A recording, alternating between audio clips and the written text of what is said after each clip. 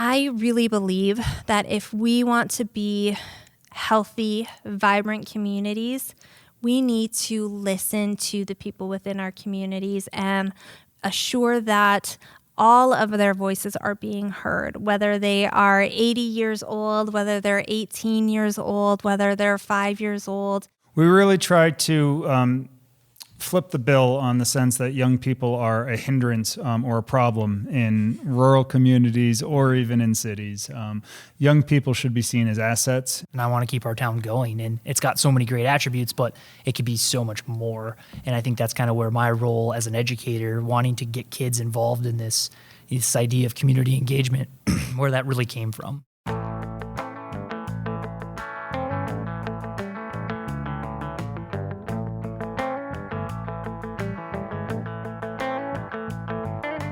Hello, and welcome to Out West, the official podcast of the Western Governors Association, a bipartisan organization representing the governors of the 22 westernmost states and territories. I'm Jim Ogsberry, Executive Director of WGA. This episode continues our series about reimagining the rural West, the chair's initiative of North Dakota Governor and WGA Chair Doug Burgum. Each episode of this series will focus on different aspects of the initiative, examining challenges and opportunities in rural economic development, infrastructure, and quality of life in the rural West. Today, WGA Policy Advisor Laura Cutlip explores the important role that younger generations play in reimagining their communities.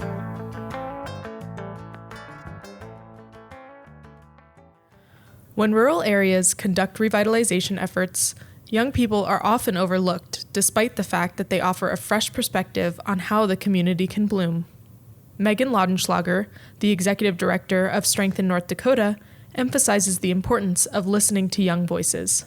I really believe that if we want to be healthy, vibrant communities, we need to listen to the people within our communities and assure that all of their voices are being heard, whether they are 80 years old, whether they're 18 years old, whether they're 5 years old, really being able to place equal value on what each individual citizen within your community is saying about your community.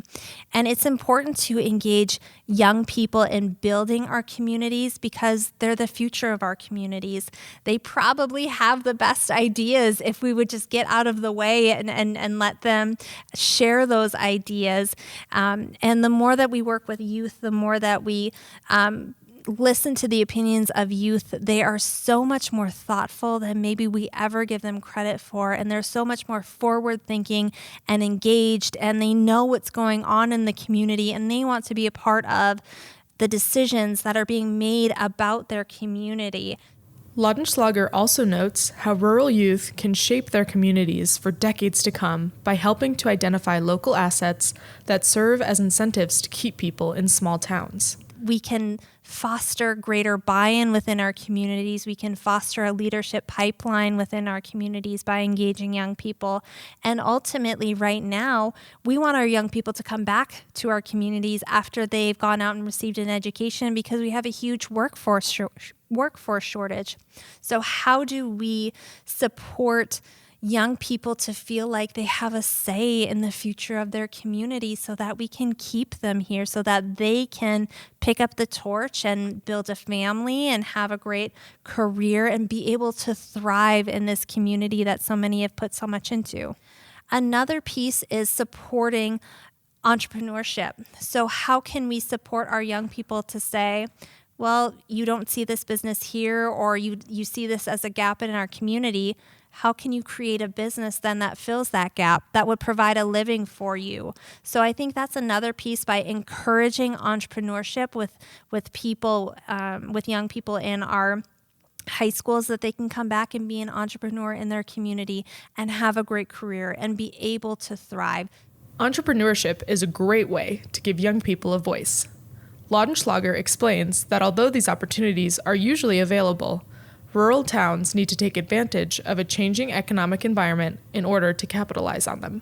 I think there are opportunities to show the youth within our schools that they can come back to their small town and thrive by being able to offer them or being able to show them that workforce is changing. Jobs are changing. The jobs of today likely aren't going to be the jobs of tomorrow. So there are opportunities around technology, and North Dakota has some of the best internet in the nation. So when it comes to having options around careers and technology, North Dakota is primed for that. So how do we communicate to youth that you can do really anything in North Dakota virtually? You can work anywhere because of that huge investment that was made in our state years ago.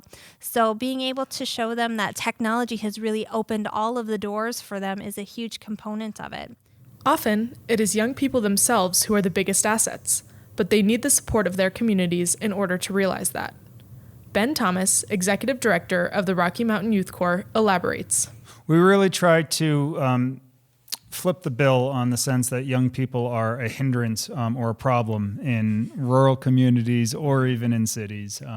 Young people should be seen as assets, and we work to bring the best out of young people and also work with community to recognize what young people can bring to the community. So we engage with local youth and providing them with opportunities to enhance their education, but also to explore careers, to think about what they want to do next, where they see themselves in the future. But a lot of the certifications, a lot of the trainings that we're offering aren't geared towards one career or another. They're more general, such as how to manage a bank account, leadership skills and team working skills that in any trade you're going to need. So we certainly have a lot of people who are interested in land management come to the Corps or leave the Corps thinking that that's what they want to do, and that's great because we're providing an avenue for that. But we also, we have alumni who are, for example, working in the schools or, heads of businesses or working in banks. We just hosted an annual event where we invited an alumni from almost 20 years ago, and he's leading the town's leading the town's recreation facilities program for the town of Taos. So I think we are providing skills that are transferable to any kind of career. Thomas goes on to discuss how fostering these practical skills can help fill workforce gaps that certain sectors are seeing today. Our federal land managing agencies are behind in just general upkeep and maintenance. The backlog of maintenance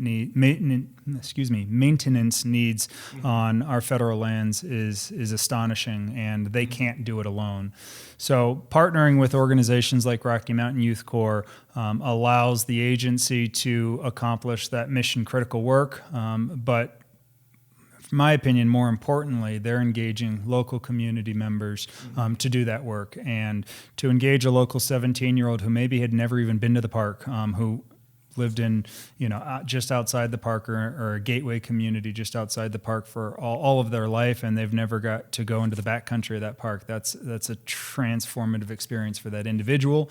The park's winning because that person is now going to come back to that park. They want to see their work year after year. Hopefully they'll bring their kids back to the park. So the parks really are winning out on these types of partnerships, and it's something that's really critical to our line of business is to develop and form these partnerships with the federal land managing agencies, and it's been a very successful model. It's not just the parks that benefit from this arrangement. The Corps members do as well.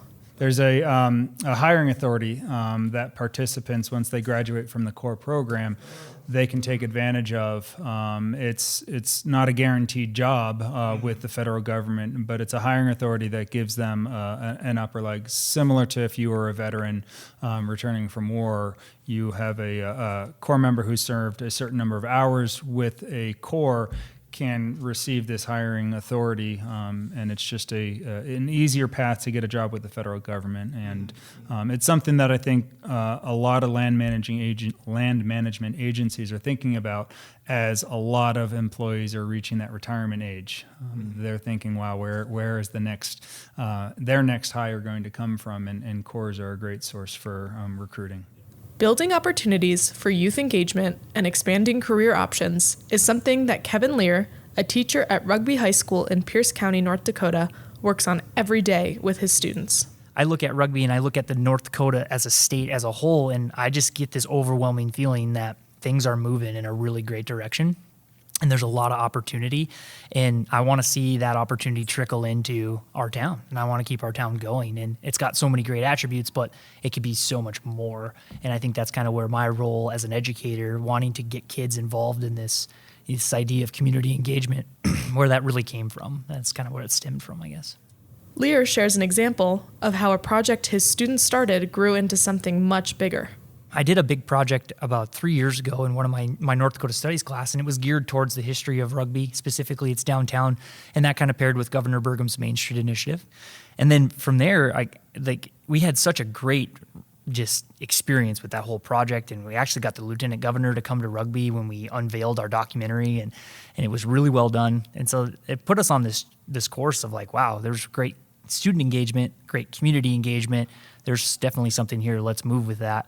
And so over the course of the next year, I spent a lot of time reading and researching and doing everything I could to learn about the Main Street Initiative and really trying to reinvigorate, like, what does community engagement look like? How is it changing moving into the 21st century? And it's almost like the more and more I get into it, it's almost like the more people pursue this path, it's like we're going back to that original roots of what communities were built like in the 1900s. And it's exciting as a history teacher. I'm like, this is awesome. We're seeing a full circle unveil in front of our eyes. How can we not be a part of this? So I put together what I thought would be a pretty good curriculum on material that we could cover and put that together with project-based learning, and how can we make a marriage there that's going to be really effective. And it's not perfect, but I think when my school board and my administration saw that there was something there and the kids were willing to take the class, and then they saw how kids were progressing through the class and how engaged they were, they really bought into the idea. So yeah, it's been really kind of a fun process to go through.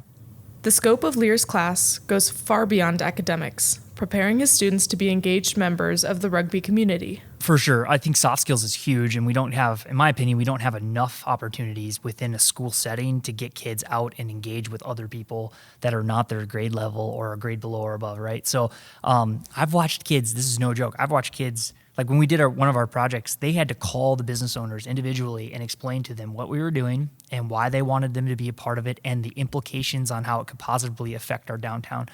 And I watched kids get into tears. They're so apprehensive of making that phone call. And then it was like, no.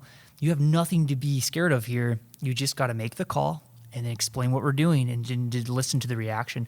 So even things as simple as like that, you would think that, well, they should be able to make a phone call, but it's for some kids, it's super, super anxious, right? So yeah, soft skills is huge. But other than that, I mean, you're talking networking is a big one. Communities, like just civics engagement in general. So like I talk about like understanding the structure of your local government. How does the local government making decisions that impact you? And being able to understand that and then develop, the skills that it takes. Like if you really want to try to change an ordinance, what do you have to do in order to change that ordinance? How many times does it have to be read in front of city council? Is there a petition that you can start? All those things to be a real engaged person. So those would all be skills there. And then on the flip side, we're also doing a lot of historical stuff too. So historical research, analyzing, comparing and contrasting, looking for comparables. I do that all the time.